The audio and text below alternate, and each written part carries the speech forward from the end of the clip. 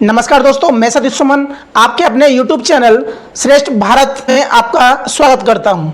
दोस्तों, आज हम पढ़ेंगे कि माननीय सुप्रीम कोर्ट ने धर्मांतरण कानून को लेकर नया क्या आदेश दिया।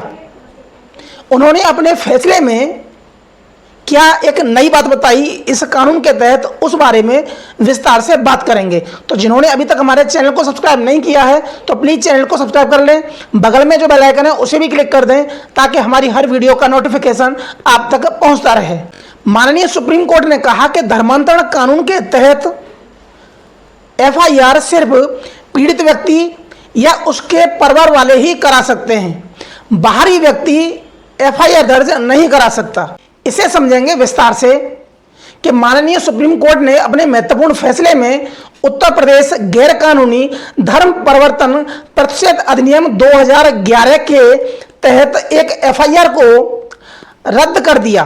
कोर्ट ने कहा कि गैर कानूनी धर्मांतरण के कथित अपराध के लिए केवल पीड़ित व्यक्ति, उसके माता पिता, उसके परिवार वाले या कोई खूनी रिश्ते या शादी या गोद लेने के संबंधित जो रिश्ते हैं वही दर्ज करा सकते हैं।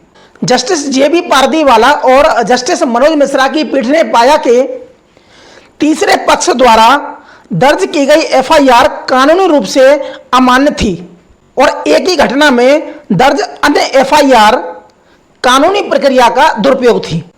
अदालत ने जांच में गंभीर खामियों, विभिन्न FIR में गवाहों के समान बयान और सद्भावना की भारी कमी को देखते हुए आपराधिक कार्रवाई को रद्द करने का आदेश दिया। अब हम जानेंगे कि इस मामले की पृष्ठभूमि क्या है।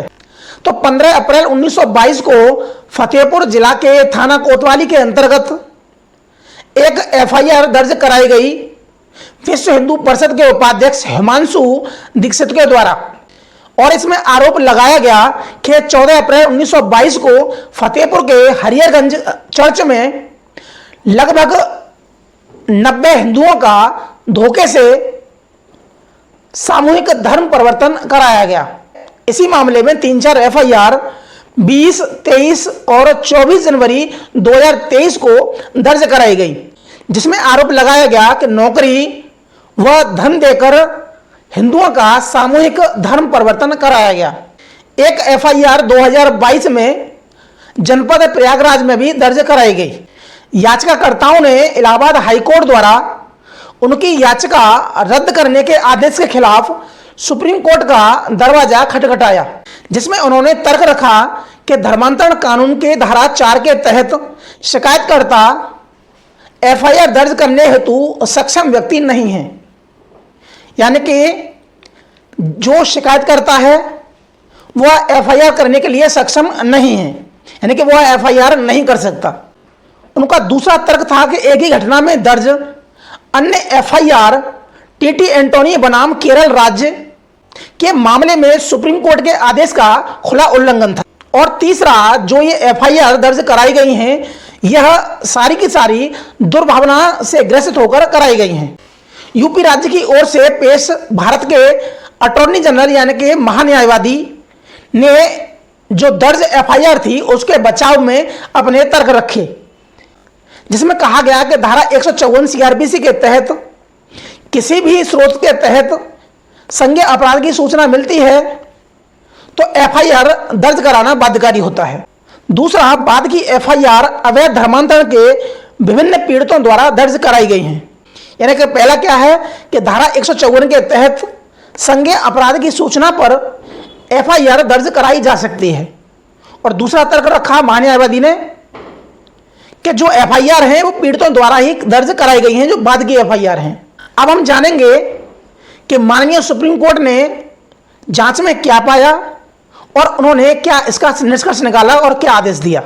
अदालत ने माना कि अधिनियम की धारा 4 ने असंबंधित तीसरे पक्ष द्वारा कार्रवाई शुरू करने पर स्पष्ट कानूनी रोक लगा दी है, यानी कि धारा 4 के तहत जो अन्य व्यक्तियों द्वारा दर्ज कराई गई FIR थी उस पर कानूनी रोक लगा दी है और बताया कि FIR कौन दर्ज करा सकता है, इसका दायरा भी सीमित किया जाए, क्योंकि धार्मिक विश्वास व्यक्ति की पहचान का व्यक्तिगत और निजी पहलू है।